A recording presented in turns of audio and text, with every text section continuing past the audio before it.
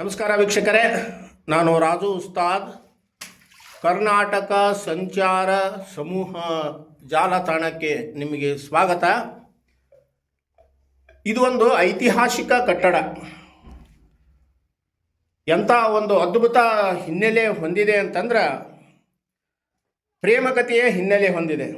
ನೀವು ಪ್ರೇಮಕಥೆಯಲ್ಲಿ ಪ್ರಸಿದ್ಧವಾದ ಸಲೀಂ ಅನಾರ್ಕಲಿ ಮತ್ತು ಲೈಲಾ ಮಜ್ನು ಮತ್ತು ಇನ್ನೂ ಏನಾದರೂ ಕೇಳಿರ್ಬೋದು ನೀವು. ಅಂತಹದ್ದೇ ಒಂದು ಹಿನ್ನೆಲೆಯ ಕಟ್ಟಡ ಇದು. ಈ ಕಟ್ಟಡ ಯಾರಿಗೆ ಸೇರಿದೆ ಅಂದ್ರೆ ಕಿತ್ತೂರು ಸಂಸ್ಥಾನಕ್ಕೆ ಸೇರಿದೆ. ಈ ಕಟ್ಟಡ ಎಲ್ಲಿದೆ ಅಂತಂತಂದ್ರೆ ಬೈಲಹೊಂಗಲ ತಾಲೂಕಿನ ದೇಸ್ನೂರು ಗ್ರಾಮದಲ್ಲಿದೆ. ಈ ಕಟ್ಟಡ ಮೊಘಲ್ ಕಟ್ಟಡ ಆಗಲಿ, ಬ್ರಿಟಿಷ್ ಕಟ್ಟಡ ಆಗಲಿ ಅಥವಾ ಐಹೊಳೆ ಪಟ್ಟದಕಲ್ಲು ಯಾವುದೇ ಒಂದು ಐತಿಹಾಸಿಕ ಕಟ್ಟಡ ಇರಲಿ, ಆ ಕಟ್ಟಡಕ್ಕಿಂತಲೂ ಏನಪ್ಪ ಅಂತಂದ್ರೆ ಅದ್ಭುತ ಒಂದು ಕಲಾತ್ಮಕತೆ ಮತ್ತು ಅದ್ಭುತ ಒಂದು ಹಿನ್ನೆಲೆಯನ್ನು ಇದು ಹೊಂದಿದೆ. ಈ ಕತೆ ಹೇಗಿದೆ ಅಂತಂದರೆ ಪ್ರೇಮ ಎಷ್ಟು ಸೂಕ್ಷ್ಮವಾಗಿ ಇಲ್ಲಿ ಅರಳಿದೆ, ಅದೇ ರೀತಿಯಾಗಿ ಇಲ್ಲಿಯ ಪರಿಸರವೂ ಸಹ ಏನಪ್ಪ ಅಂದ್ರೆ ಹವಾನಿಯಂತ್ರಿತ ಮತ್ತು ಶುಭ್ರ ಒಂದು ಹವೆಯನ್ನು ಕೊಡ್ತದೆ. ಈ ವಾತಾನುಕೂಲಿತ ಒಂದು ಈಗೇನು ಒಂದು ಸುಮಾರು ಒಂದು 300 ವರ್ಷ ಕಳೆದರೂ ಇವಾಗೂ ಇಲ್ಲಿ ಅಂತಂದ್ರೆ ನಿದ್ದೆ ತರಿಸ್ತಕ್ಕಂತಹ ವಾತಾನುಕೂಲಿತ ಒಂದು ಪರಿಸರ ಇಲ್ಲಿದೆ. ಇದರ ಹಿನ್ನೆಲೆ ಮತ್ತು ಇತಿಹಾಸವನ್ನು ಹೇಳಲಿಕ್ಕೆ ನಮ್ಮೊಂದಿಗೆ ಇತಿಹಾಸಜ್ಞರಾದಂತಹ ಏರು ಪಾಟೀಲರು ಅವರಿದ್ದಾರೆ. ಜೊತೆಗೆ ಈ ಕಟ್ಟಡ ಇರತಕ್ಕಂತಹ ಜಾಗೆಯ ಮಾಲೀಕರಾದ ಪ್ರಕಾಶ್ ಪಾಟೀಲರು ನಮ್ಮೊಂದಿಗಿದ್ದಾರೆ. ಅವರು ಈಗ ಅದರ ಬಗ್ಗೆ ವಿವರಣೆ ಕೊಡ್ತಾರೆ, ನೀವು ಕೇಳಬೇಕು. ರಾಜು ಉಸ್ತಾದ್ ಅವರಿಗೆ ನಮಸ್ಕಾರ. ನಿಜವಾಗಲೂ ನಾನು ನಿಮಗೆ ಕೃತಜ್ಞತೆಗಳು ಹೇಳ್ತಾ ಇದ್ದೇನೆ. ಕಿತ್ತೂರು ಸಂಸ್ಥಾನ ಅಂತಾರಾಷ್ಟ್ರೀಯ ಮಟ್ಟದಲ್ಲಿ ತನ್ನದೇ ಆಗಿರತಕ್ಕಂಥ ಖ್ಯಾತಿಯನ್ನು ಪಡೆದಿರತಕ್ಕಂಥ ಒಂದು ಸಂಸ್ಥಾನ. ಈ ಕಿತ್ತೂರು ಸಂಸ್ಥಾನಕ್ಕೆ ಸಂಬಂಧಪಟ್ಟಿರ್ತಕ್ಕಂಥ 9ನೆಯ ದೊರೆ ಈ ರುದ್ರ ಸರ್ಜಾ ಅಂತಕ್ಕಂಥ ದೊರೆ. ಆ ರುದ್ರ ಸರ್ಜನನ್ನು 3 ಹೆಸರುಗಳಿಂದ ಕರೀತಾ ಇದ್ರು. ಒಂದು ಹುಚ್ಚ ರುದ್ರ ಸರ್ಜಾ, ಮಾಳವ ರುದ್ರ ಸರ್ಜಾ ಮತ್ತು ಪಕ್ಕಿ ರುದ್ರ ಸರ್ಜಾ ಅಂತಕ್ಕಂಥ ಮಾತುಗಳನ್ನು ಕರೀತಾ ಇದ್ರು. ಇಲ್ಲಿರ್ತಕ್ಕಂಥ ಇನ್ನೊಂದು ವಿಶೇಷವನ್ನು ನಾನು ಹೇಳಬೇಕು ಅಂತಂದ್ರೆ, ಈಗ ನೋಡ್ರಿ, ಕಿತ್ತೂರು ಅನ್ನೋದ್ರಲ್ಲಿ ಚೆನ್ನಮ್ಮ ಹೆಸರು ಬರ್ತೈತಿ. ಆದ್ರೆ ಚೆನ್ನಮ್ಮ ಏನಂತಲ್ಲ 3ನೇ ರಾಣಿ ಅನ್ನೋದು ಸ್ವಲ್ಪ ಜನರಿಗೆ ಮಾತ್ರ ಗೊತ್ತಿರ್ತದೆ. ಮೊದಲನೇ ರಾಣಿ ಕಿತ್ತೂರಿನ ಮಲ್ಲಮ್ಮ, 2ನೇ ರಾಣಿ ಕಿತ್ತೂರಿನ ರುದ್ರಮ್ಮ, 3ನೇ ರಾಣಿ ಕಿತ್ತೂರಿನ ಚೆನ್ನಮ್ಮ. ಹಂಗಿದ್ರೆ ಕಿತ್ತೂರಿನ 1ನೇ ರಾಣಿ ಮಲ್ಲಮ್ಮನಿಗೂ ಈ ರುದ್ರ ಸರ್ಜನಿಗೂ ಏನು ಅಂತಕ್ಕಂಥ ಒಂದು ಸಂಬಂಧದ ಬಗ್ಗೆ ನಾನು ವಿಶ್ಲೇಷಣೆ ಮಾಡಲೇಬೇಕು. ಈ ರುದ್ರ ಸರ್ಜಾ ಅಂತ ನಾ ಏನು ಹೇಳಿದ್ನಲ್ಲ, ಆ ರುದ್ರ ಸರ್ಜನನ ಪತ್ನಿ, ಧರ್ಮ ಪತ್ನಿ ಯಾರು ಅಂತಂದ್ರೆ ಮಲ್ಲಮ್ಮ. ಆ ಮಲ್ಲಮ್ಮ ರಾಣಿ ಯಾವಾಗ ಆಗ್ತಾಳೋ ಅನ್ನೋದು ಏನಂತಾರ ಇಲ್ಲಿ ಮುಖ್ಯವಾಗಿ ನಾವು ಹೇಳ್ತಕ್ಕಂಥ ಪ್ರಸಂಗ. ಇಲ್ಲಿ ಏನಾಗತ್ತಂತಂದ್ರೆ ರುದ್ರ ಸರ್ಜಾ ಹೆಚ್ಚಿನ ವಿದ್ಯಾಭ್ಯಾಸಕ್ಕಾಗಿ ಕಾಶ್ಮೀರ್ ಹೋಗ್ತಾನೆ. ಕಾಶ್ಮೀರ್ಗೆ ಹೋದಾಗ ಏನಂತಾರೆ, ಅಲ್ಲಿ ಒಬ್ಬ ಮುಸ್ಲಿಂ ಹೆಣ್ಮಗಳನ್ನ ಪ್ರೀತಿ ಮಾಡ್ಕೊಂಡ್ ಬರ್ತಾನೆ. ಇದೇ ನಮ್ಮ ರಾಜು ಹೇಳಿದ್ರಲ್ಲ, ಅನಾರ್ಕಲಿ ಎಲ್ಲ ಅದೇ ರೀತಿ ಒಂದು ವಿಶಿಷ್ಟವಾಗಿರ್ತಕ್ಕಂಥ ಪ್ರೇಮ ಕಾವ್ಯವನ್ನು ಹೊಂದಿರತಕ್ಕಂಥ ನಿರಂಜನಿ ಮಹಾದೇವ್. ಸಾಮಾನ್ಯವಾಗಿ ಕಿತ್ತೂರು ಇತಿಹಾಸ ಯುದ್ಧ, ರಣರಂಗ, ರಕ್ತ, ಸೇಡು ಅಂತೇಳಿ ಕರೆ. ಆದ್ರೆ ಇಲ್ಲಿ ಏನಿದೆ ಅಲ್ಲ, ಒಂದು ತ್ಯಾಗದ ಕಥೆ ಅಂತ ಇದೆ ಅಂತ ಹೇಳಿದ್ರೆ ಬಹಳ ವಿಚಿತ್ರ ಅನಿಸ್ಬೋದು. ಇಲ್ಲಿ ಏನಾಗತ್ತ ಅಂದ್ರೆ ಯುದ್ಧ ಸರ್ಜೆ ಅಂತಲ್ಲ, ಕಾಶ್ಮೀರಕ್ಕೆ ಹೋಗಿ ಬರ್ತಕ್ಕಂಥ ಸಂದರ್ಭದಲ್ಲಿ ಅಲ್ಲಿ ಮುಸ್ಲಿಂ ಮಹಿಳೆ ಏನಂತಲ್ಲ ಮದುವೆ ಮಾಡ್ಕೊಂಡು ಬರ್ತಾನೆ. ಆವಾಗ ಅಲ್ಲಿ ಇರ್ತಕ್ಕಂಥ ಹಿರಿಯರು ಏನ್ ಮಾಡ್ತಾರೆ, ನೋಡ್ಪ ಮಲ್ಲೇಕ ನಿನಗ ಒಬ್ಬಳು ರಾಣಿ ಅದಾಳ, ರಾಣಿ ಇರ್ತಕ್ಕಂಥ ಸಂದರ್ಭದಲ್ಲಿ ಇನ್ನೊಬ್ಬಳ ಮದುವೆ ಆಗುವುದು ಸರಿ ಆಗುದಿಲ್ಲ ಅಂತಕ್ಕಂಥ ಒಂದು ಮಾತನ್ನು ಹೇಳಿದಾಗ ಆತ ಹಠ ಹಿಡಿತಾನೆ. ಹಠ ಹಿಡಿದಾಗ ಏನಕ್ಕತಿ, ಗುರು ಹಿರಿಯರು ರಾಜರು ಒಂದು ಮಾತು ಹೇಳ್ತಾರೆ. ನಾವು ಏನು ಮಾತು ಹೇಳ್ತಾರೆ ಅಂತಂದ್ರೆ, ನೋಡಪ್ಪ ನೀ ಅಂತೂ ಈಗ ಹಠ ಹಿಡಿಯಲ್ಲ, ನಿನಗೆ ಸಿಂಹಾಸನ ಬೇಕು, ಹಾಕಿಬೇಕು ಅಂತ ಕೇಳ್ತಾನೆ. ಅವ ರುದ್ರ ಸರ್ಜಿ ಏನು ಮಾಡ್ತಾನೆ, ಪಟ್ನ ಹೇಳ್ಬಿಡ್ತಾನೆ, ನನಗೆ ಸಿಂಹಾಸನ ಬೇಡ, ನನಗೇನಂತಲ್ಲ ನಾನು ಪ್ರೀತಿ ಮಾಡಿರ್ತಕ್ಕಂಥ ಆ ಹುಡುಗಿನ ಬೇಕು ಅಂತಕ್ಕಂಥ ಮಾತನ್ನು ಸ್ಪಷ್ಟವಾಗಿ ಹೇಳಿದಾಗ ಅವಾಗ ಅನಿವಾರ್ಯವಾಗಿ ಏನಕ್ಕತಿ ಆತನ 1ನೇ ಪತ್ನಿ ಮಲ್ಲಮ್ಮ ಏನಂತಾರೆ ಪಟ್ಟ ಕಟ್ತಾರೆ. ಈ ರುದ್ರ ಸರ್ಜನಿಗೆ ಏನು ಮಾಡ್ತಾರೆ ಅಂತಂದ್ರೆ, ನಮ್ಮ ಮನುಷ್ಯ ಅಂತ ಏನಂತೆ ದೇಶನೂರಿಗೆ ಅಂತ ಉಂಬಳಿ ಹಾಕಿ ಕೊಡ್ತಾರೆ.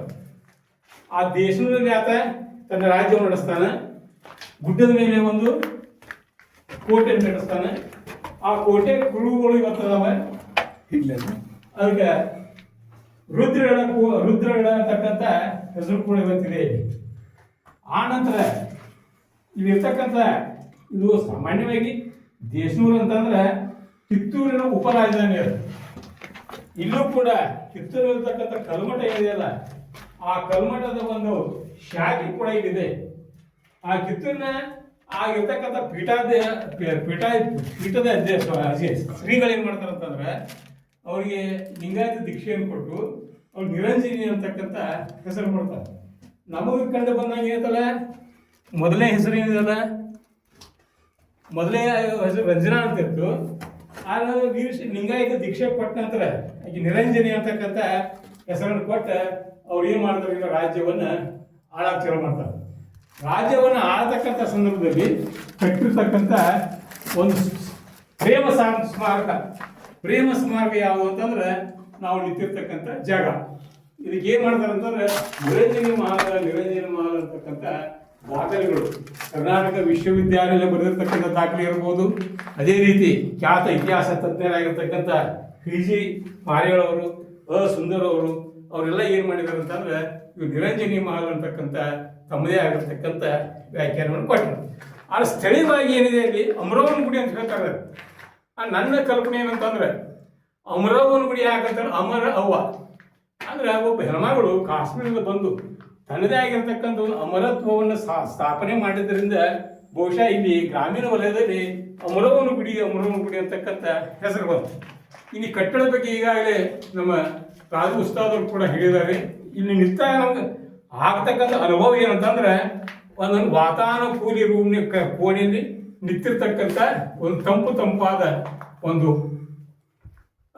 ನಮ್ಗೆ ಪ್ರಜ್ಞೆ ಬರ್ತಾ ಇದೆ. ಇಲ್ಲಿ ಒಂದು ವಿಶಿಷ್ಟವಾಗಿರ್ತಕ್ಕಂಥ ಕಟ್ಟಡ ಇದೆ. ಇಲ್ಲಿ ಇರ್ತಕ್ಕಂಥ ಈ ಬಾವಿ ಇರ್ಬೋದು, ಮೂಲಿಗೆ ಇರ್ತಕ್ಕಂಥ 4 ಕೋಣೆಗಳು ಇರ್ಬೋದು, ಅವೆಲ್ಲ ಏನಲ್ಲ ಇದು ವಿಶಿಷ್ಟವಾಗಿರ್ತಕ್ಕಂಥ ಕಟ್ಟಡ ಅಂತಕ್ಕಂಥ ಮಾತನ್ನ ನಮಗಿಲ್ಲಿ ನೆನಪಿಸ್ಕೊಳ್ತಾ ಇದೆ. ಇನ್ನು ಬಹಳ ಮುಖ್ಯವಾಗಿ ಇಲ್ಲಿ ಇರ್ತಕ್ಕಂಥ ಕೋಣೆ ಏನಿದೆಯಲ್ಲ, ಈ ಕೋಣೆ ಇಲ್ಲಿ ಹಿರಿಯರು ಹೇಳುವ ಪ್ರಕಾರ ಹೇಳ್ತಾರೆ, ದತ್ತೋಪಂತ ಮಹಾರಾಜರು ಇಲ್ಲಿ ಒಂದು ವಸ್ತಿ ಇದ್ರು, ಇಲ್ಲಿ ಬಂದಿದ್ರು, ಮತ್ತು ಮಣ್ಣಿ ಏನಾದ್ರ ಚಾಪೆಗಳನ್ನ ತೆಗೆದ್ರು ಅಂತಕ್ಕಂಥ ಮಾತನ್ನು ಕೂಡ ಇಲ್ಲಿ ಹಿರಿಯರು ಏರು ಪಾಟೀಲ್ರು ಇದುವರೆಗೆ ಏನಪ್ಪ ಅಂದ್ರೆ ಸಾಕಷ್ಟು ಮಾಹಿತಿ ಕೊಟ್ಟಿದ್ದಾರೆ. ಇಲ್ಲೇ ಬಾಳೆಕುಂದ್ರಿಯ ಪಂತ ಮಹಾರಾಜರು ಇಲ್ಲೇ ತಪಸ್ಸು ಮಾಡಿದ್ರು ಈ ಕಟ್ಟಡದಲ್ಲಿ ಅಂತಕ್ಕಂಥದ್ದನ್ನ ಈ ಕಟ್ಟಡ ಇರುವ ಜಮೀನು ಮಾಲೀಕರಾದಂತಹ ಮತ್ತು ಈ ಕಟ್ಟಡದ ಒಂದು ದೇಖರೇಖೆ ಅಥವಾ ಒಂದು ಸಂರಕ್ಷಣೆಗೆ ಕಳಕಳಿ ಹೊಂದಿತಕ್ಕಂತಹ ಪ್ರಕಾಶ್ ಪಾಟೀಲ್ರು ಈ ಕಟ್ಟಡ ಮತ್ತು ಏನಪ್ಪ ಅಂದ್ರೆ ಈ ದತ್ತೋಪಂತರು ತಪಸ್ಸು ಮಾಡಿದಂತಹ ರೂಮಿನ ಬಗ್ಗೆ ಮಾಹಿತಿ ಕೊಡ್ತಾರ. ಈ ಕ್ಯಾಮ್ರಾ ಏನಿದೆ ಅಂದ್ರೆ ಈಗ ದತ್ತೋಪಂತರು ತಪಸ್ಸು ಮಾಡಿದ ರೂಮಿನ ಬಗ್ಗಿದೆ. ಪ್ರಕಾಶ್ ಪಾಟೀಲ್ರ ಇಲ್ಲೇನು ದತ್ತೋಪಂತರು ಏನು ತಪಸ್ಸು ಮಾಡಿದ್ರ? ಹೌದ್ರಿ, ದತ್ತೋಪಂತ ಮಹಾರಾಜರೇ ಇಲ್ಲಿ ಭಾಳ ದಿನದವರೆಗೆ ತಪಸ್ಸು ಮಾಡ್ತಿದ್ರಿ. ಅವ್ರ ಪಾದಕಿಗಳನ್ನು ಅಲ್ಲಿ ಕುಲಕರ್ಣಿ ಅವ್ರ ಮನೆಯೊಳಗೆ ಅದಾವ್ರಿ. ಅವ ಇನ್ನೂ ಅದಾವ್ರಿ ಈಗಾಗಲೇ. ಅಲ್ಲಿ ಒಂದು ಥೊಡೆ ಅವ್ರ ಸ್ಮಾರಕಕ್ಕಾಗಿ ಅಲ್ಲಿ ದತ್ತೋಪಂತ ಮಹಾರಾಜರೇ ಇಲ್ಲಿ ಮಲಗ್ತಿದ್ದ ಕಲ್ಲದು ಅಲ್ಲಿ ಓದಾರ್ರಿ. ಇಲ್ಲೇನ ಅವ್ರು ಇದನ್ನ ಮಾಡಿದ್ರಿ, ಏನೋ ತಪಸ್ಸು ಮಾಡಿದ್ರಿ. ಬಹಳ ದಿನ ತಪಸ್ಸರಿ ಮಾಡಿದಾರ್ರಿ ಇಲ್ಲ ಅಲ್ಲ ದತ್ತೋಪಂತ ಮಹಾರಾಜರು. ಅವಾಗ ತಪಸ್ಸಿಗೆ ಇಲ್ಲಿ ನೀರನ್ನ ಇದೇ ಬಾವಿ ನೀರನ್ನ ಬಳಸ್ತಿದ್ರು ಅಥವಾ ಹೆಂಗ್ ಏನು? ಅದ್ರ ಬಗ್ಗೆ ಏನಿದಿಲ್ರಿ. ಇಲ್ಲಿ ಏನೇನು ಅಲ್ಲ ದತ್ತೋಪಂತ ಮಹಾರಾಜ್ ಏನೇನು ಕುರುಗಳು ಇದ್ವು ಇಲ್ಲೇ? ಒಂದು ಹಳಿದ ಹುಲ್ಲಿನ ಚಾಪೆ ಒಂದಿತ್ರಿ, ಮತ್ತ ಸ್ವಲ್ಪ ಕಸಬರ್ಗಿ, ಹುಲ್ಲಿನ ಚಾಪಿ, ದಿಂಬ ಅದಿತ್ರಿ ಇಲ್ಲೇ. ಮತ್ತ ಅಲ್ಲಿ ಕುಲಕರ್ಣಿ ಅವ್ರ ಮನೆಯೊಳಗ ಒಂದು ಕಲ್ಲು ಇತ್ರಿ. ಎಲ್ಲೇ ಈ ದೇಶನೂರಾಗ ಕುಲಕರ್ಣಿ ಅವ್ರ ಮನೆ ಕುಲಕರ್ಣಿ ಅವ್ರ ಮನ್ಯಾಗ ಅದನ್ನ ಕಲ್ಲ ಈಗ ದತ್ತೋಪಂತ ಮಹಾರಾಜರ ಇದಕ್ಕಾಗಿ ಸ್ಮಾರಕಕ್ಕಾಗಿ ಅಲ್ಲಿ ಓದಿಟ್ಟಿದ್ದಾರೆ. ಆ ಬುದ್ಧನ ಕಲ್ಲು ಅದು ಅಗ್ನಿ ತಪಸ್ಸು ಮಾಡಿದ್ದು ಅವ್ರು ಮಲ್ಕೊಳಕ್ ಬರುವ ಬುದ್ಧ ದತ್ತೋಪಂತ ಮಹಾರಾಜರದ ಅಲ್ಲಿ ಅದು ಮೊದಲು ಇಲ್ಲೇ ಇತ್ತ? ಅದು ಇಲ್ಲೇ ಇತ್ರಿ ದೇಶರಾಗ. ಅಲ್ಲಿ ಕುಲಕರ್ಣಿ ಅವ್ರ ಮನೆ ಹಿತ್ತಲ್ದಾಗಿತ್ತು. ಈಗ ಅದನ್ನ ಅಲ್ಲಿಗೆ ಒಯ್ದಿದ್ದಾರೆ ಮಹಾರಾಜರ ಕುರು ಅಂತ ಹೇಳಿ ಅಲ್ಲಿ ಓದ್ದಾರ್ರಿ. ಈಗ ಸದ್ಯನೂ ಬೆಳ್ಳಿ ಪದಕಿ 2 ಅದಾವ್ರಿ ಇಲ್ಲಿ ದೇಶರಾಗ. ಹೌದಲ್ಲ, ದತ್ತೋಪಂತ ಮಹಾರಾಜರು, ಪಂಚ ಮಹಾರಾಜರು, ಈ ಬೆಳಗಾವಿ ತಾಲೂಕಿನ ಪಂಚ ಮಹಾರಾಜರು ಅಲ್ಲ. ಇಲ್ಲಿ ಮತ್ತೇನು ಇದ್ರ ಹಿನ್ನೆಲೆ ಐತೆ ಈ ಕಟ್ಟಡದ್ದು ನಿಮ್ಗೆ ಗೊತ್ತಿದ್ದಂತೆ? ಇಲ್ಲೇ ದತ್ತೋಪಂತ ಮಹಾರಾಜರು ತಪಸ್ ಮಾಡಿದ್ ಬಂತು. ಒಬ್ಬ ಬ್ರಿಟಿಷ್ ವ್ಯಕ್ತಿ ಇದನ್ನ ಏನಪ್ಪ ಅಂದ್ರೆ ಸಂಶೋಧಿಸ್ಕೇಟ್ ಏನಪ್ಪ ಇಂಗ್ಲೆಂಡ್ನಾಗ ಪ್ರಕಟ ಮಾಡಿದ್ದಾಯ್ತು. ಮತ್ತೆ ಅದನ್ನ ಬಿಟ್ಟು ಮತ್ತೇನ ನಿಮ್ಗೆ ಗೊತ್ತಾತ ನಿಮ್ಮ ಹಿರಿಯರ ಇದಷ್ಟ ಗೊತ್ತಿದ್ದದ್ರಿ. ಹೌದಲ್ಲ. ಸರಿ, ಈಗ ಏನಪ್ಪ ಅಂದ್ರೆ ಮುಂದಿನ ಕಥೆ ಏನಪ್ಪ ಅಂದ್ರೆ ನಮ್ಮ ಇತಿಹಾಸಜ್ಞರಾದ ಯರು ಪಾಟೀಲ್ರ ಏನಪ್ಪ ಅಂದ್ರೆ ಕಂಟಿನ್ಯೂ ಮಾಡ್ತಾರೆ. ಇತಿಹಾಸ ಯರು ಪಾಟೀಲ್ರೆ, ಇಲ್ಲಿ ಎಷ್ಟು ರೂಮ್ಗಳು ಅವ? ಇಲ್ಲಿ ಒಟ್ಟ 4 ರೂಮ್ ಅದಾವ್ರಿ. ಪ್ರತಿ ಮೂಲಿಗೆ ಒಂದೊಂದು ರೂಮ್ ಅದಾವ್ರಿ. ಅಲ್ಲಿ 1 2 3 4 ರೂಮ್. 4 ರೂಮ್. ಈ ಕಟ್ಟಡ ವಿಶೇಷತೆ ಅಂತಂದ್ರೆ ಇಲ್ಲಿ ನೋಡ್ರಿ, ಇದೇನದೆಲ್ಲ ಪೂರ್ತಿ ನಿಮ್ಗೆ ಅದು ಕಾಂಕ್ರೀಟ್ ಅನಿಸ್ತದ. ಓಕೆ, ಹಾ, ಕಾಂಕ್ರೀಟ್ ಅನಿಸ್ತದ. ಈ ಕಾಂಕ್ರೀಟ್ ಒಳಗೆ ಅದ್ರ ಕಲ್ಲಿಂದ ಏನದಲ್ಲ, ಇದು ಕಂಬ ಇದೆ. ಹೆಂಗಂತ ಇಲ್ಲಿ ಐತಿ ನೋಡಿದೆ. ಇದೇನದಲ್ಲ, ಇದು ಕಲ್ಲಿನ ಕಂಬ. ಕಲ್ಲಿನ ಕಂಬದ ಮ್ಯಾಗ ದಪ್ಪದಾಗಿರ್ತಕ್ಕಂಥ ಗಚ್ಚು ಗಚ್ಚು ಗಚ್ ಅಂತಾರಲ್ಲ, ಗಚ್ಚನ್ನ ಹಾಕಿ ಮತ್ ಮ್ಯಾಗ ಏನೈತಲ್ಲ ಸುಣ್ಣ ಇನ್ನೂ ಐತಿ ನೋಡ್ರಿ. ಹೌದಲ್ಲ. ಇದೆಲ್ಲ ಸುಣ್ಣ ನೋಡ್ರಿ, ಆಶ್ಚರ್ಯ ಆಗತ್ತದ. 290 ವರ್ಷಗಳ ಇತಿಹಾಸ ಹೊಂದಿರತಕ್ಕಂತ ಕಟ್ಟಡ ಇದು. ಹೌದಲ್ಲ. 290 ವರ್ಷಗಳ ಹಿಂದೆ ಏನ್ ಸುಣ್ಣ ಹಚ್ಚಿದಲ್ಲ, ಮಾತಿ ಹಚ್ಚಿರೋದು ಯಾರು ಮಾತಿ ಹಚ್ಚಿಲ್ಲ. 290 ವರ್ಷ ಇತಿಹಾಸ ಹೊಂದಿರತಕ್ಕಂತ ಸುಣ್ಣ. ಆ ಸುಣ್ಣ ಯಾವ ರೀತಿ ಇರ್ಬೇಕು ಅನ್ನೋದು ನಾವು ಬಂದಿರ್ತಕ್ಕಂತ ಸ್ವಲ್ಪ ಡಿಮ್ ಆಗೈತ್ರಿ 10 ವರ್ಷದೊಳಗ.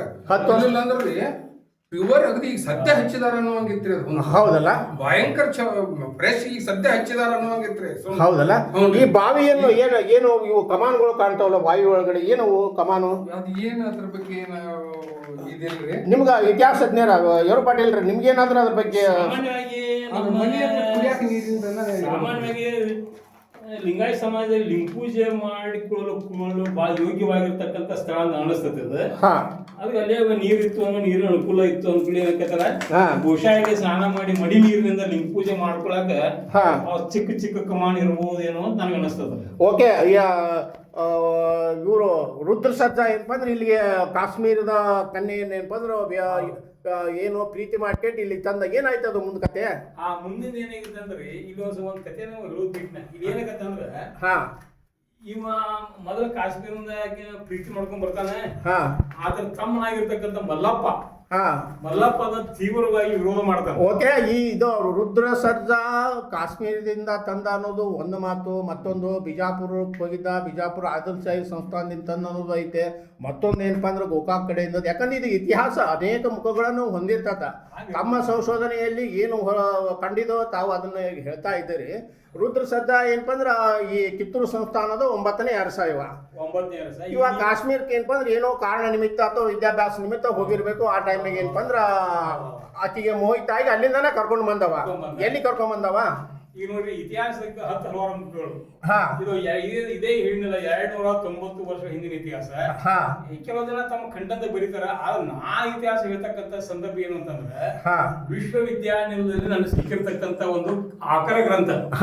ಆ ಆಕರ ಗ್ರಂಥವನ್ನ ಬಳಸಿಕೊಂಡು ಅದೇ ರೀತಿ ಕಿತ್ತೂರಿನ ಹಿರಿಯರು, ಖ್ಯಾತ ಇತಿಹಾಸ ತಜ್ಞರಾಗಿದ್ದ BG ಮಾರಿಯಾಳ್ ಅವರು ಬರೆದಿರ್ತಕ್ಕಂಥ ಲೇಖನವನ್ನ ಆಧಾರ ಇಟ್ಕೊಂಡು ನಾವು ಬರೆದಿದ್ದೇನೆ ಹೊರತ ಆಧುನಿಕ ಬರೆದಿಲ್ಲ. ಈ ರುದ್ರ ಸರ್ಜನ್ ಬಗ್ಗೆ ಒಂದು ನಾಟಕ ಕೂಡ ನಾವು ಬರೆದೇನೆ. ನಾಟಕ ಏನಂತಲ್ಲ, ಬೆಳಗಾವಿ, ಆಮೇಲೆ ಸವದತ್ತಿ, ಕಿತ್ತೂರ ಪ್ರದರ್ಶನ ಆಯ್ತು. ಸವದತ್ತಿಯ ಖ್ಯಾತ ರಂಗಕರ್ಮಿ ನಮ್ಮ ಜಕೀರ್ ನದಾಫ್ ಏನಂತಲ್ಲ, ಅವರ ರಂಗ ಸಾಂಸ್ಕೃತಿಕ ಸಂಘಟನೆ ಅಂತ ಅವರು ನಾಟಕವನ್ನು ಪ್ರದರ್ಶನ ಮಾಡಿದ್ರು ಕಷ್ಟಪಟ್ಟು. ನಾಟಕ ಪ್ರದರ್ಶನ ಮಾಡುವ ಮುಖಾಂತರ ರುದ್ರ ಸರ್ಜನ್ ಯಾರು ಅನ್ನೋದು ಅಂತಲ್ಲ ಬೆಳಕಿ ಬಂತ. ಇದು ಒಂದ್ ಕತೆ. ಅದು ಮುಂದೆ ಏನಾಗತ್ತಂದ್ರ, ಇಲ್ಲಿ ಏನ ಇವ ಮಲ್ಲಪ್ಪ ಬರ್ತಾನ. ಅವ ಇವ ರುದ್ರ ಸರ್ಜ ಈ ಕಿತ್ತೂರು ಬಂದ ತಕ್ಷಣ ಮಲ್ಲಪ್ಪ ಸಿಟ್ಟು ಬಹಳ ಬಂದ್ಬಿಡ್ತದ. ಕಾಸ ತಮ್ಮವ ಅವೇನ್ ಮಾಡ್ತಾನ, ವಿರೋಧ ಮಾಡ್ತಾನ. ಅದನ್ನ ವಿರೋಧ ಮಾಡಿದಾಗ ರುದ್ರ ಸರ್ಜನಿಗೂ ಆ ಮಲ್ಲಪ್ಪನಿಗೂ ಹೊಡೆದಾಟ ಆಗಿ ಏನಾಗತ್ತೆ, ರುದ್ರ ಸರ್ಜನ್ ಮಲ್ಲಪ್ಪನ ಕೊಂದ್ ಬಿಡ್ತಾನ. ಈ ಇತಿಹಾಸ ಇರ್ತಕ್ಕಂಥ ಸಂಗತಿ ಅದು. ಅವಾಗ ಏನಾಗತ್ತಲ್ಲಿ ಮಲ್ಲಪ್ಪಗೆ ಒಬ್ಬ ಮಗ ಇರ್ತಾನೆ, ವೀರಪ್ಪ ಅಂತ ಹೇಳ್ತಾರೆ. ಅವ ಕಲ್ಮಠ ಶ್ರೀಗಳು ಏನ್ ಮಾಡ್ತಾರೆ, ಇನ್ನು ಇವ ಮಲ್ಲಪ್ಪ ರುದ್ರ ಸರ್ಜ ಒಂದು ಪ್ರೇಮದ ಸಲುವಾಗಿ ತನ್ನ ಸ್ವತಃ ತಮ್ಮನ್ನ ಇದು ಮಾಡಿ ಕೊಂದಾನಂದಲ್ಲ, ಈ ಮಲ್ಲಪ್ಪನ ಮಗನ ಹೆಂಗ್ ಬಿಡ್ತಾನ ಇವ.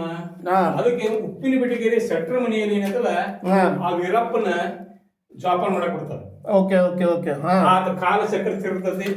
ಮುಂದೆ ಕಾಲಾಂತರದಲ್ಲಿ ಏನಿದೆಯಲ್ಲ ರುದ್ರ ಸರ್ಜಿ ಏನಂತ ಅವನ ಪ್ರೇಯಸಿರ ತೀರ್ಕೊಂತಾಳ, ಮೊದಲನೇ ಅಕ್ಕಿ ತೀರ್ಕೊಂತಾಳ. ಅಲ್ಲಿ ಪ್ರಶ್ನೆ ಏನ್ ಬರ್ತದ ಅಂದ್ರ ಪಟ್ಟದ ಪ್ರಶ್ನೆ ಬರ್ತದ. ಪಟ್ಟದ ಪ್ರಶ್ನೆ ಬಂದಾಗ ಇವ ರುದ್ರ ಸರ್ಜಿ ಏನ್ ಮಾಡ್ತಾನ, ಅವಾಗ ಕಿತ್ತೂರು ವಾಪಸ್ ಬಂದಿರ್ತಾನ. ಅವ ಹೆಸರು ಬಿಟ್ಟು ವಾಪಸ್ ಬಂದಿರ್ತಾನ.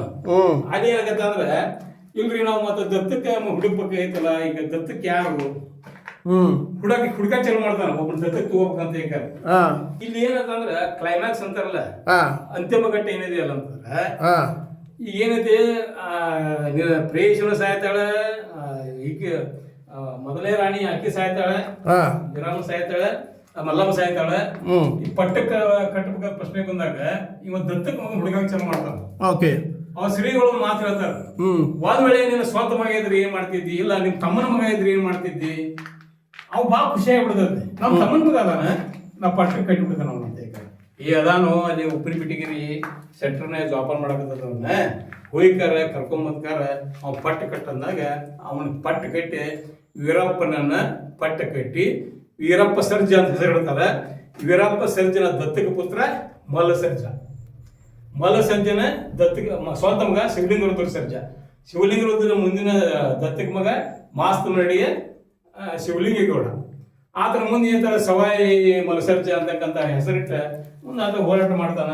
ಅಷ್ಟೊತ್ತಲ್ಲಿ ಏನಂತಾರ ಚೆನ್ನಮ್ಮ ಜೈಲು ಇರ್ತಾಳ, ತೀರ್ಕೊಂಡ್ರ ಅಲ್ಲ ಮತ್ತೆ ಮುಂದಿನ ಕತೆ ಬೆಳ್ಕೊಂಡು ಹೋಗ್ತಾರೆ. ಓಕೆ, ಈ ಪ್ರೇಮ್ ಕಥೆ ಇಲ್ಲ. ಈ ಪ್ರೇಮ್ ಮಹಲಿನ ಬಗ್ಗೆ ಇದು ಯಾವಾಗ ನಿರ್ಮಾಣ ಆಯ್ತು, ಏನು ಇದ್ರದ್ದೇನಾರು ಹಿನ್ನೆಲೆ ಗೊತ್ತಿದೆ ನಿಮಗೆ? ನಿರ್ಮಾಣ ಆತ ಆಳ್ಕೆ ಮಾಡಿದ್ದು 1734ರಿಂದ 15 ವರ್ಷ, 280 ವರ್ಷದ ಇತಿಹಾಸ ಐತೆ. 280 ವರ್ಷದ ಇತಿಹಾಸ ಐತೆ. 280 ನಾವು ಸಿಕ್ಕಿರ್ತಕ್ಕಂಥ ದಾಖಲೆ ಪ್ರಕಾರ ಏನಿಲ್ಲ 280 ವರ್ಷಗಳ ಇತಿಹಾಸ ಈ ಕಟ್ಟಡ ಇತಿಹಾಸ. ಓಕೆ, ಆದರೂ ಏನಪ್ಪ ಅಂದ್ರೆ ಇವತ್ತಿಗೂ ಏನಪ್ಪ ಅಂದ್ರೆ ಅದು ಮಜಬೂತ್ ಆಗಿದೆ. ಮತ್ತೆ ನಾ ಬರೋದು ದುರ್ದೈವಕ್ಕೆ ಬರ್ತೇನೆ. ಕಿತ್ತೂರು ಸಂಸ್ಥಾನಕ್ಕೆ ಸಂಬಂಧಪಟ್ಟಿರ್ತಕ್ಕಂಥ ನಿರ್ಲಕ್ಷಿತ ಸ್ಮಾರಕಗಳು, ಬಾವಿ ಇರಬಹುದು, ಸಮಾಧಿ ಇರಬಹುದು, ಇಂಥ ಒಂದು ಅರಮನೆ ಇರಬಹುದು, ಅವೆಲ್ಲ ಏನಾದ ಪೂರ್ತಿ ನಿರ್ಲಕ್ಷ್ಯ ಒಳಪಟ್ಟವು. ಅವನ್ನೆಲ್ಲ ಸುಧಾರಣೆ ಮಾಡ್ತಕ್ಕಂಥ ಕೆಲಸ ಪ್ರಾಧಿಕಾರಕ್ಕೂ ಸಾಕಷ್ಟು ಗಮನ ತಂದೇನಿ. ಬಗ್ಗೆ 2011 ಇಸ್ವಿಯೊಳಗೆ ವಿಚಾರ ಸಂಕಿರಣಗಳನ್ನ ಒಂದು ವಿಷಯ ಕೂಡ ಮಂಡನೆ ಮಾಡಿನ. ಆ ವಿಷಯ ಏನಂತಂದ್ರೆ ಕಿತ್ತೂರು ಸಂಸ್ಥಾನ ಸಂಬಂಧಪಟ್ಟಿರ್ತಕ್ಕಂಥ ನಿರ್ಲಕ್ಷಿತ ಸ್ಮಾರಕಗಳು ಅಂತ ಹೇಳ್ತಾರೆ. ಅವ ಜಿಲ್ಲಾಧಿಕಾರಿಗಳು ಏಕರೂಪ್ ಕೌರವರು ಇದ್ರು. ಅವ 11 ಇಸ್ವಿಯಿಂದ ನಾನು ಇದು ಮಾಡ್ತಾ ಇದ್ದೇನೆ. ಪ್ರಾಧಿಕಾರ ಲಕ್ಷ್ಯ ಕೊಡಬೇಕು, ಜಿಲ್ಲಾಧಿಕಾರಿ ಲಕ್ಷ್ಯ ಕೊಡಬೇಕು. ವಿಶೇಷವಾಗಿ ಇಂಥ ಹಿರಿಯರು ಇರ್ತಾರಲ್ಲ, ಸ್ಥಳೀಯವಾಗಿರ್ತಕ್ಕಂಥ ಕಾಳಜಿಯನ್ನು ಹೊಂದಿರತಕ್ಕಂಥ ಹಿರಿಯರು ಇರ್ತಾರಲ್ಲ, ಅವರು ಕೂಡ ಗಮನ ಕೊಟ್ಟಾಗ ಏನಾಗತ್ತಲ್ಲ, ಇದು ಒಂದು ತನ್ನದೇ ಆಗಿರ್ತಕ್ಕಂಥ ದುರಸ್ತಿ ಭಾಗ್ಯವನ್ನು ಕಂಡ ಒಂದು ಸ್ಮಾರಕ ಇತ್ತು ಅನ್ನೋದು ಏನಂತಲ್ಲ ಮುಂದಿನ ಪೀಳಿಗೆಗೆ ತೋರ್ಸಾಕ ಅನುಕೂಲಕ್ಕೆ. ಓಕೆ, ಇದರ ಸಂರಕ್ಷಣೆ ನಿಟ್ಟಿನಲ್ಲಿ ಇದು ಹೆಂಗಿದು ಕಿತ್ತೂರು ಸಂಸ್ಥಾನ ಅಧ್ಯಯನ ಮಾಡಿದವ್ರು ಹೆಂಗ ಕೈ ಬಿಟ್ರಿ ಇದನ್ನ? ಅದೇ ಹೇಳ ಒಂದೇ ಶಬ್ದ ಬಳಸಿನಲ್ಲ, ನಿರ್ಲಕ್ಷ್ಯತೆ ಅಂತ. ನಿರ್ಲಕ್ಷ್ಯತೆ ಅನ್ನೋದು ಏನಂತಲ್ಲ ಕೆಟ್ಟೋದು. ಓಕೆ, ಈಗ ಇದು ಪ್ರೇಮ್ ಕಥೆಯಲ್ಲಿ ಬಹಳ, ಯಾಕಂದ್ರೆ ಸಿಂಹಾಸನಕ್ಕಾಗಿ ಇದೆ ಪ್ರೇಯಸಿಗಾಗಿ ಸಿಂಹಾಸನ ಬಿಟ್ಟ ಉದಾಹರಣೆಗಳು ಬಹಳ ಕಡಿಮೆ. ಅದು ಬಹುಶಃ 4ನೇ ಚಾರ್ಲಸ್ ತನ್ನ ಪತ್ನಿಯ ಇದಕ್ಕಾಗಿ ಏನಪ್ಪ ಅಂದ್ರೆ ಕೊಟ್ಟ ಆಗಿನಿಂದ ಏನಪ್ಪ ಇಂಗ್ಲೆಂಡ್ ನಲ್ಲಿ 4ನೇ ಚಾರ್ಲಸ್ ನಾ ಕೇಳಿದ್ದು ಅಲ್ಲಿ ಇರ್ಲಿ, ಇಂಗ್ಲೆಂಡಿನ ಒಬ್ಬ ಅರಸ ಏನೈತಂದ್ರ ತನ್ನ ಪತ್ನಿಯ ಪ್ರೀತಿಗಾಗಿ ಕೇಟಿಂದ ಸಿಂಹಾಸನ ಬಿಟ್ಟು ಕೊಡ್ತಾನೆ. ಅಲ್ಲಿಂದ ಏನಪ್ಪ ಅಂದ್ರೆ ಇಂಗ್ಲೆಂಡ್ ನಲ್ಲಿ ರಾಣಿಯ ಒಂದು ಆಡಳಿತ ಸ್ಟಾರ್ಟ್ ಆಗ್ತದೆ. ಅಂತದ್ದೇ ಒಂದು ಎಕ್ಸಾಂಪಲ್. ಇಲ್ಲಿ ಇಡೀ ಸಿಂಹಾಸನೇ ಬಿಟ್ಟು ಪ್ರೇಯಸಿಯಿಂದ ಬಂದಂಥದ್ದು ಬಹಳ ಅಪರೂಪದ ದಾಖಲೆ. ಸಲೀಂ ಅನಾರ್ಕಲಿ ಮಾಡ್ತಾರೆ, ಏನು ಪ್ರೇಮ ಕೊನೆಗೆ ಅವರು ವಿವಾಹ ಆಗ್ತಾರೆ, ಅಧಿಕಾರನು ತಗೋತಾರೆ. ಬಟ್ ಇಲ್ಲಿ ಪಟ್ಟನೇ ಕೈ ಬಿಡ್ತಾನೆ. ಹೌದು, ಬಾ ತ್ಯಾಗ ಜೀವಿ ಅಂದ್ರೆ ಇದನ್ನ ಆರಂಭದ ಒಂದು ಮಾತು ಹೇಳಿನ. ಕಿತ್ತೂರು ಸಂಸ್ಥಾನ ಅಂದ್ರೆ ಕೇವಲ ಯುದ್ಧ ಅಲ್ಲ, ರಕ್ತಪಾತ ಇಲ್ಲ, ಸೋಲಲ್ಲ, ಗೆಲುವಲ್ಲ, ಬ್ರಿಟಿಷರ ವಿರುದ್ಧ ಹೋರಾಟ ಮಾಡಿದ್ದು ಇರಬಹುದು. ಜೊತೆಗೇನೆ ಏನಿದೆಯಲ್ಲ, ಸಿಂಹಾಸನಕ್ಕಾಗಿ ತ್ಯಾಗ ಮಾಡಿರ್ತಕ್ಕಂಥ ಕಥೆಯನ್ನು ಇದೆ ಅನ್ನೋದ್ರ ಬಹಳ ಮಹತ್ವದ ಸಂಗತಿ. ಸಿಂಹಾಸನ ಸಲುವಾಗಿ ಪಟ್ಟವನ್ನು ತ್ಯಾಗ ಮಾಡಿರ್ತಕ್ಕಂಥ ವಿಶಿಷ್ಟವಾಗಿರ್ತಕ್ಕಂಥ ಕಥೆ ಇದು. ತನ್ನ ಮಹತ್ವವನ್ನು ಪಡಿತದೆ. ಓಕೆ, ಪ್ರಕಾಶ್ ಪಾಟೀಲ್ ರೀ, ನೀವೇನ ನಮ್ಮ ಯರು ಪಾಟೀಲ್ ರೀ ಮತ್ತೇನಾರು ಬಿಟ್ರು ನಿಮ್ಗೆ ಗೊತ್ತಿದ್ದು ಏನಾರು ಇತಿಹಾಸ ಇದೆಯಾ? ಹೌದಾ? ಯರು ಪಾಟೀಲ್ ರೀ, ಇದನ್ನ ಏನ್ ಮಾಡ್ಬೋದಂತ್ರಿ ಈ ಕಟ್ಟಡವನ್ನು? ಏನು ಇದೇ ಏನಿಲ್ಲ, ಜಿಲ್ಲಾಧಿಕಾರಿ ಕಿತ್ತೂರು ಅಭಿವೃದ್ಧಿ ಪ್ರಾಧಿಕಾರ ಮನಸ್ಸು ಮಾಡಬೇಕು, ಜಿಲ್ಲಾಧಿಕಾರಿ ಮನಸ್ಸು ಮಾಡಬೇಕು. ನಾನು ಕಿತ್ತೂರು ತಹಸೀಲ್ದಾರ್ ಇದ್ದಾಗ ಅವಾಗ ವಿಜಯಕುಮಾರ್ ಹೊಣಿಕೇರಿ ಅಂತಿದ್ರು, ಅವ್ರನ್ನ ಕರ್ಕೊಂಬಂದು ತೋರ್ಸೇನಿ ಅದನ್ನು. ಇದೇಗ ನಮ್ಮ ಪ್ರಕಾಶ್ ಗೌಡ್ರು ಹೇಳಿದ್ರು, ಅವ ನೀವು ಬಂದಾಗ ಏನು ಬಂದಲ್ಲಿ ಇದನ್ನ ಮಾಡಿದ್ರಲ್ಲ ಅಭಿವೃದ್ಧಿ ಮಾಡ್ಬೇಕಂತ ಹೇಳ್ತಾರೆ. ಸುಮಾರು ಅದು 2015 ಇಸ್ವಿ ರೀ, 11 ವರ್ಷದ ಹಿಂದೆ ರೀ. ಆಗಿನ ಉಪವಿಭಾಗಕಾರತ್ನ ವಿಜಯಕುಮಾರ್ ಹೊಣಿಕೇರಿಯವ್ರನ್ನ ಕರೆಸಿದಾಗ ಹಾಂ ಅವರೆಲ್ಲ ಬಂದು ನೋಡಿದ್ರು. ಹಾಂ ಅವ್ರು ಬಂದಿರತಕ್ಕಂಥ ಪ್ರತಿಫಲವಾಗಿ ಇದೊಂದು ಕಟ್ಟಿ ಹಾಂ ಅವಾಗ ಕಂಪೌಂಡ್ ವಾಲು ಹಾಂ ಈ ರೀತಿ ದುರಸ್ತಿ ಆಗೈತೆ ಅಂತ ಇದೇ ಇವರು ಹೇಳಿದ್ರು. ಹಾಂ ಇನ್ನು ಭವಿಷ್ಯತ್ತಿನಲ್ಲಿ ಕೂಡ ಏನಲ್ಲ ನಿಮ್ಮ ಹತ್ರ ಬೆಳಕಿಗೆ ತರಬೇಕು, ಹಾಂ ಅಧಿಕಾರಸ್ಥರು ಮನಸ್ಸು ಮಾಡಬೇಕು. ಓಕೆ. ಈ ಆರ್ಕಿಯಾಲಜಿ ಡಿಪಾರ್ಟ್ಮೆಂಟಿದ್ದು ಏನು ಕೆಲಸ ಐತೈತ್ರಿ ಇಲ್ಲಿ? ಆರ್ಕಿಯಾಲಜಿ ಡಿಪಾರ್ಟ್ಮೆಂಟ್ ಅಂತ ಆರ್ಕಿಯಾಲಜಿ ಡಿಪಾರ್ಟ್ಮೆಂಟ್ ಸೇರಿದ್ರೆ ಅವ್ರು ಬರ್ತದೆ. ಅದು ಹಾಂ ಸೇರಿಲ್ಲ ಅಂತ ಇವ್ರದೇ ಆಗಿರ್ತಕ್ಕಂಥ ಪ್ರಾಧಿಕಾರ ಐತಿ, ಹಾಂ ಅನುದಾನ ಐತಿ, ಹಾಂ ಮಾಡ್ಬೋದಲ್ಲ. ಹೌದಲ್ಲ? ಶಾಸಕರು ಮನಸ್ಸು ಮಾಡಬೇಕು, ಹಾಂ ಅಧಿಕಾರಸ್ಥರು ಮನಸ್ಸು ಮಾಡಬೇಕು, ಹಾಂ ಸ್ಥಳೀಯರನ್ನು ಮನಸ್ಸು ಮಾಡಬೇಕು. ಹಾಂ ಸ್ಥಳೀಯರು ಏನಂತಲ್ಲ ಇವರು ಕೂಡ ಇಂಥ ಜಾಗೃತಿ ಕೂಡ ತರಬೇಕು ಅವರು. ಹಾಂ ಹಾಂ ಹಾಂ ಹಾಂ ಹ್ಞೂ. ಒಟ್ಟಾರೆ ಏನಪ್ಪ ಅಂದ್ರೆ ಇದೊಂದು ಪ್ರೇಮ ಸ್ಮಾರಕ ಏನೈತೆ ಅಂತಂದ್ರೆ ಅಭಿವೃದ್ಧಿ ಆಕೇಟ್ ಏನೈತೆ ಅಂದ್ರೆ ಇರಬೇಕು ಅನ್ನೋದು ನಿಮ್ಮ ಆಶಯ.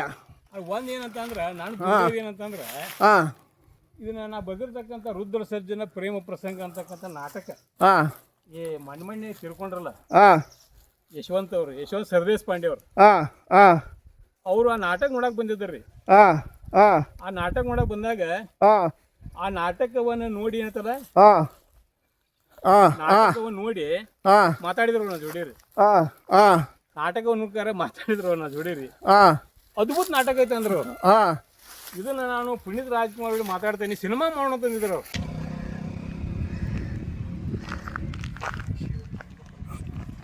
ಕಿತ್ತೂರು ಅರಸ ಮತ್ತು ಪ್ರೇಮಿ ರುದ್ರ ಸರ್ಜನೆಗೆ ಸಂಬಂಧಿಸಿದ ಅಂದರೆ ಈ ನಿರಂಜನ ಮಹಲ್ ಏನು ನೋಡಿದ್ವಲ್ಲ, ನಿರಂಜನ ಮಹಲಿಗೆ ಸಂಬಂಧಪಟ್ಟಂತಹ ಒಂದು ಐತಿಹಾಸಿಕ ಬಾವಿ ಇದೆ. ಈ ಸಂಗತಿಯಾಗಿ ಏನಪ್ಪ ಅಂದರೆ ಇತಿಹಾಸಜ್ಞ ಯರು ಪಾಟೀಲರು ಮತ್ತು ಏನಂತಂದ್ರೆ ನಮ್ಮ ಪ್ರಕಾಶ್ ಪಾಟೀಲರು ಅಂದರೆ ಈ ಗ್ರಾಮದವ್ರವರು ಮಾಹಿತಿ ಕೊಡ್ತಾರೆ. ಏನು ಯರು ಪಾಟೀಲ್ರಿ, ಏನಿದು ಬಾವಿ ವಿಶೇಷ? ಎಂಥ ಬಾವಿ ಇದು? ಇದೇನು ಬಾವಿ ಇದೆಯಲ್ಲ, ಹಾಂ ಆ ನಿರಂಜನ ಮಹಲ್ ಕಟ್ಟಿದಂಥ ಸಂದರ್ಭದಲ್ಲೇ ಕಟ್ಟಿದ್ದು. ಹಾಂ ಅಲ್ಲಿ ಬಾಗಿಲು ಕಾಣತ್ ನೋಡ್ರಿ, ಅದು ಹಾಂ ಆ ಬಾಗಿಲು ಏನೈತಲ್ಲ ಹಾಂ ಆ ಒಳದಾರಿ ಮುಖಾಂತರ ಮ್ಯಾಗ ಒಂದು ಕೋಟೆ ಕಟ್ಟಿದ್ರು ಅವ್ರು, ರುದ್ರಗಡ ಅಂತ ಹೇಳ್ತಾರೆ. ಹಾಂ ಇಲ್ಲಿಂದ ಐತಲ್ಲ ರುದ್ರಗಡದಲ್ಲಿ ಅರಮನೆಯಲ್ಲಿ ವಾಸ ಮಾಡ್ತಕ್ಕಂಥ ಹಾಂ ರಾಜ ಪರಿವಾರದವರು ಹಾಂ ಈ ಮಾರ್ಗದ ಮುಖಾಂತರ ಬಂದು ನೀರು ಒಯ್ತಿದ್ರು ಅಂತಕ್ಕಂಥ ಮಾತು.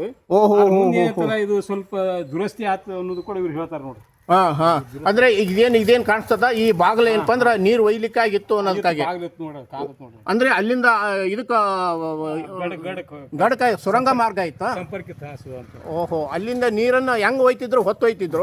ಹೊತ್ತು ಒಯ್ತಿದ್ರ, ಅದು ಒಟ್ಟು ಒಯ್ತಿದ್ರ ಅದು. Okay okay. ಪ್ರಕಾಶ್ ಪಾಟೀಲ್ ರೀ, ಈ ಬಾವಿ ಮತ್ತು ನಿರಂಜನ ಮಹಲಿಗೆ ಸಂಬಂಧಪಟ್ಟಿದ್ದು ಅಥವಾ ಆಕೆ ಏನು ರುದ್ರ ಸರ್ಜಾ ತಂದಿದ್ದ ಆಕೆ ಮುಸ್ಲಿಂ ಮಹಿಳೆ ಅನ್ನೋದಕ್ಕಾಗಿ ಏನು ಈಗಿನ ಕಾಲದಲ್ಲಿ ಪುರಾವೆ ಸಿಗುತ್ತಾ, ಸಾಕ್ಷಿ ಸಿಗುತ್ತಾ? ಅಂದ್ರೆ ಅಲಾ ದೇವರು ಬರ್ತಾ ಕೂಡಿಸ್ತಾರೆ ಮೊಹರಂದಾಗ. ಹಾಂ ಮೊಹರಂ ಇದರಿಂದ ಅದ್ರ ಕುಡ್ರು ಜಗದಿಂದ ಹಾಂ ಪಶ್ಚಿಮಕ ಮೂವತ್ತಿಯಾಗಿ ಇಲ್ಲೊಂದು ಸದರ್ ಕಟ್ಟಿತ್ರಿ. ಹಾಂ ಚೌಡಿ ಕಟ್ಟಿ ಅಂತಿದ್ರಿ, ಅದಕ್ಕೆ ಚೌಡಿ ಕಟ್ಟಿ ಇದು ಸದರ್ ಗಟ್ಟಿ ಅಂತಿದ್ರಿ. ಹಾಂ ಸದರ್ ಗಟ್ಟಿವರೆಗೆ ಬಂದ ಹಾಂ ಮೊಹರಂ ದೇವರೆಲ್ಲ ಆ ಕಡೆ ಹೋಗ್ತಾವ್ರಿ. ಅಜರ ನಮಸ್ಕಾರ ರೀ. ನಮಸ್ಕಾರ ರೀ. ಏನು ನಿಮ್ಮ ಹೆಸರೇನು? ಪ್ರಕಾಶ್ ವಿ ಪಾಟೀಲ್ ರೀ. ಪ್ರಕಾಶ್ ವಿ ಪಾಟೀಲ್. ಹ್ಞೂ. ಓಕೆ. ಯಾವ ಊರಿದು? ದೇಶನೂರು ರೀ. ದೇಶನೂರು. ನೀವೊಂದು ಐತಿಹಾಸಿಕ ಕಟ್ಟಡದ ಮುಂದೆ ನಿಂತಿದ್ದೀರಿ. ಈ ಕಟ್ಟಡ ಏನು ಗೊತ್ತಾ? ಗೊತ್ತ್ರಿ. ಏನದು? ಆಡ ಭಾಷೆದೊಳಗೆ ಅಮರವನ್ ಗುಡಿ ಅಂತಾರ್ರಿ. ಹಾಂ. ಲಿಖಿತ ಭಾಷೆದೊಳಗೆ ನಿರಂಜನ ಮಹಲ್ ಅಂತ ಅಂತಾರೆ. ಏನದು ನಿರಂಜನ ಮಹಲ್ ಅಂದ್ರೆ? ರುದ್ರ ಸರ್ಜನ್ ಅವರೊಬ್ಬರು ಮುಸಲ್ರಕ್ಕಿನ ಪ್ರೀತಿ ಮಾಡಿದ್ರಂತ. ರುದ್ರ ಸರ್ಜ್ ಎಲ್ಲಾರು ಇವರು? ಕಿತ್ತೂರು ಅವ್ರಿ. ಕಿತ್ತೂರು ಸಂಸ್ಥಾನದ ಅರಸರಿ. ಹಾಂ. ಅವ್ರು ಇದನ್ನ ಮಾಡಿರ, ಅವರು ಮುಸ್ಲಿಂ ಮಹಿಳೆಯನ್ನು ತಂದ ಇಲ್ಲಿ ಇಟ್ಟಿದ್ರಂತೆ. ಹಾಂ ಹಾಂ. ಅವಾಗಿಂದ ಅದಕ್ಕೆ ನಿರಂಜನ್ ಮಹಲ ಮತ್ತು ಅಮರವನ್ ಗುಡಿ ಅಂತ ಹೇಳ್ತಾರೆ. ಹೌದಲ್ಲ? ಈ ಅಂದಾಜು ಎಷ್ಟು ವರ್ಷದ ಹಳೇದಿದು ಕಟ್ಟಡ? ಏನ್ ನಮಗೇನು ಗೊತ್ತಿಲ್ರಿ, ಬಹುಶಃ ಚೆನ್ನಮ್ಮನ ಕಾಲದ ಇರಬಹುದ್ರಿ. ಚೆನ್ನಮ್ಮನ ಕಾಲದ ಐತೆ. ಚೆನ್ನಮ್ಮನ ಕಾಲದಿಂದ ಐತ್ರಿ. ಓಕೆ. ನಿಮ್ಮ ಊರಿಂದು ಇದು ಜಮೀನು ಯಾರ್ದು? ಇದು ನಮ್ದನ್ರಿ. Okay okay. ಇದು ಈ ಕಟ್ಟಡಕ್ಕೂ ನಿಮ್ಗೆ ಏನಾದ್ರು ಸಂಬಂಧ ಇದೆಯಾ? ನಮ್ಮ ಅಂದ್ರೆ ನಮ್ಮ ಕಟ್ಟಡ ಅದಲ್ರಿ, ಇದ ನಮ್ಮ ಭೂಮಿ ಒಳಗೆ ಐತ್ರಿ. ಹಾಂ. ನಮ್ದನ ರೀ ಇದ. ಓಕೆ. ಅಲ್ಲ, ಈ ಕಟ್ಟಡ ಮತ್ತು ಇಲ್ಲಿ ಕಟ್ಟಾರ ಅಂದಾಗ ಈ ಜಮೀನು ನಿಮ್ಗೇನು ವಂಶಜರು ಹಿಂಗೇನಾರ? ವಂಶಜರ ಅಂದ್ರೆ ನಮ್ಮ ತಾಯಿ ಮುತ್ತೋಡ್ದವ್ರಿ. ಹಾಂ. ಅವ್ರ ಊರು ಇದು ಕಾಕ್ತಿರಿ. ಕಾಕ್ತಿ ಅಂದ್ರೆ ನಿಮ್ಮ ಮುತ್ತಜ್ಜಿ ಅಜ್ಜಿ ಮುತ್ತಜ್ಜಿ ನಮ್ಮ ಅಜ್ಜಿ ತವ್ರ ಮನಿ ರೀ. ತವ್ರ ಮನಿ ಕಾಕ್ತಿ. ಓಕೆ, ನಿಮ್ಮ ಅವನ ಸಂಬಂಧಿಕರು ಇಲ್ಲಿ ಯಾವ ಊರು ಅದು? ಮುತವಾಡ್ರಿ. ಮುತವಾಡ ಎಲ್ಲಿ ಬರ್ತದೋ? ಇಲ್ಲಿ ಇಂಚಲ ಪಕ್ಕಕ್ಕೆ ಬರ್ತದೆ. ಅಂದ್ರೆ ಯಾವ ತಾಲೂಕು ಅದು? ಸವದತ್ತಿ ತಾಲೂಕು. ಸವದತ್ತಿ ತಾಲೂಕ್ನಾಗ ಬರ್ತದ. ಅಂದ್ರೆ ನೀವು ಹೆಚ್ಚು ಕಡಿಮೆ ಕಿತ್ತೂರು ಸಂಸ್ಥಾನದ ಆಜುಬಾಜು ಸ್ವಲ್ಪ ವಂಶದೊಳಗೆ ಬರ್ತೇವೆ. ಬರ್ತೀರಿ. ಈ ಕಟ್ಟಡ ನಿಮ್ಮ ಜಮೀನ್ದಾಗ ಐತೆ ಅಂದ್ರೆ ಇದರ ರಕ್ಷಣೆಗೆ ಏನಾರು ಕ್ರಮ ತಗೊಂಡಿರನ ಸರ್ಕಾರ ಅಥವಾ ಯಾರು ಏನ್ ತಗೊಂಡಿಲ್ರಿ. ನಾವು ಅಟೇನೋ ಮನುಷ್ಯಗೆ ಬಂದಾಗ ಹಸನ್ ಮಾಡ್ತೇವ್ರಿ. ಟೈಮ್ ಸಿಗ್ಲಿಲ್ಲ ಅಂದ್ರೆ ಮಾಡೋದಿಲ್ರಿ. ಹೋಗಿ ಈ ಕಟ್ಟಡದ ಒಳಗೆ ಏನೇನೈತೆ? ಅದ್ರ ಬಾಯಿ ಐತ್ರಿ. ಅದ್ರೊಳಗೆ ನೀರ್ ಬಾಳ ಚಲೋ ಇರ್ತಿತ್ರಿ. ಮತ್ತ ಒಂದು ನಾಲ್ಕು ಮೂಲಿಗೆ 4 ಕೊಲೆ ಅದಾವ್ರಿ. ಇನ್ನು ಅದ್ರ ಸುಣ್ಣ ಮಾಸಿಲ್ರಿ. ಹೌದಲ್ಲ? ಹೌನ್ರಿ. ಅದ್ರ ಒಳಗಡೆ ಒಳಗಿನ ಸುಣ್ಣ ಇನ್ನು ಬಂದ್ ಹೋಗಿಲ್ರಿ. ಅದ 200 ವರ್ಷ ಆದ್ರೂನು ರೀ. ಅದ ಅಂದ್ರ ಅಂದಾಜ್ ಲೆಕ್ಕ ರೀ. ಅಷ್ಟು ದಿನ ಆದ್ರೂ ಅದ್ರ ಸುಣ್ಣ ಬಂದ್ ಹೋಗಿಲ್ಲ. ಹೌದಲ್ಲ? ಸುಣ್ಣದ ಕಲರ್ ಇದಾಗಿಲ್ಲ. ಇನ್ನು ಒಳಗ್ ಗಟ್ಟಿಮುಟ್ಟ ಆಗೈತೆ. ಅಗದಿ ಫಸ್ಟ್ ಕ್ಲಾಸ್ ಐತಿ. ಒಳಗಡೆ ಏನು ಅಡಿಗೆ ಕೋಲಿ ಅವು ಏನಾರ ಅದಾವ? ಏನಿಲ್ರಿ. ಏನಿಲ್ಲ. ಇಲ್ಲಿಂದ ಏನಾರ ಇದು ಅದಾವನ್ರಿ ಸುರಂಗ ಮಾರ್ಗ ಏನಾರ? ಏನು ಇಲ್ರಿ ಅದ್ರ ಬಗ್ಗೆ. ಅಲ್ಲ ಈ ಕೆಳಗಿನ ಬಾವಿಯಿಂದ ಮತ್ತೆ ಎಲ್ಲಾರು ಹೇಳ್ತಾರ್ರಿ. ಅದೆಲ್ಲ ಸುಳ್ಳ್ರಿ. ನಾ ಮೊನ್ನೆ ಅದನ್ನ ಪೂರಾ ಕೂಲಂಕುಷವಾಗಿ ಹಸನ್ ಮಾಡಿಸಿದಾಗ ಈಗ ಒಂದ್ 10-20 ವರ್ಷದಿಂದ ನಾ ಹಸನ್ ಮಾಡಿಸಿನ್ರಿ. ಅಂದ್ರ ಫಾರಿನರ್ಸ್ ಒಬ್ರು ಬಂದ್ರೆ ಅದ ಪಬ್ಲಿಸಿಟಿ ಆತ್ರಿ. ಅಲ್ಲ, ಇದು ನಿರಂಜನ ಮಹಲ್ ಅಂತ ಮೊದಲಿಂದ ಗೊತ್ತಾತೋ ಏನು ಇತ್ತೀಚೆಗೆ ಗೊತ್ತಾಗೈತೋ? ಇದು ನಿರಂಜನ ಮಹಲ್ ಅನ್ನೋದ ನಮ್ಗ ನಾವು ಸಣ್ಣವ್ರಿದ್ದಾಗ ಸಾಲಿಗೆ ಹೇಳುವಾಗ ಅಮರನ ಗುಡಿ ನಿರಂಜನ ಮಹಲ್ ಅಂತ ಹೇಳ್ತಿದ್ವಿ.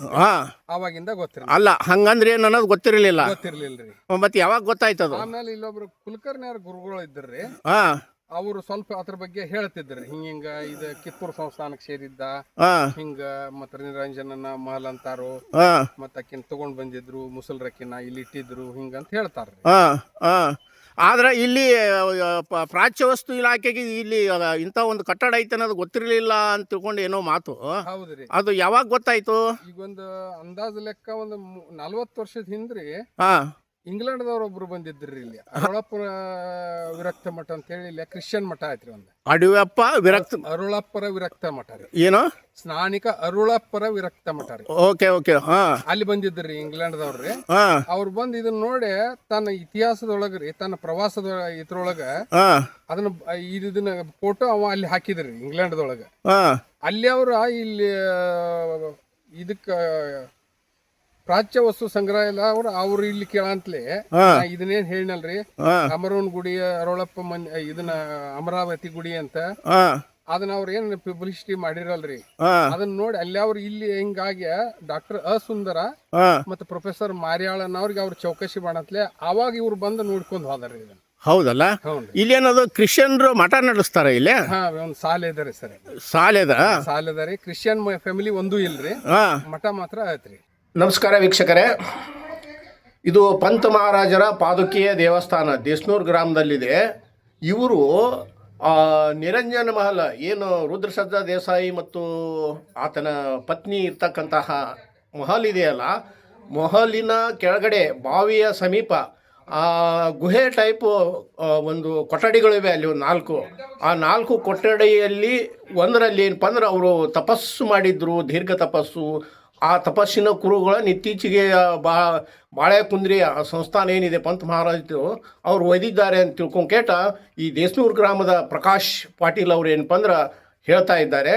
ಆ ಒಂದು ಚಿತ್ರಣವನ್ನು ನಾವು ನಿಮಗೆ ಇಲ್ಲಿ ತೋರಿಸ್ತಾ ಇದ್ದೇವೆ. ಇಲ್ಲಿ ಬೆಳ್ಳಿ ಪಾದಕವಿದ್ದು ಅಂತ ಅವರು ಒಯ್ದಿದ್ದಾರೆ ಅಂತ.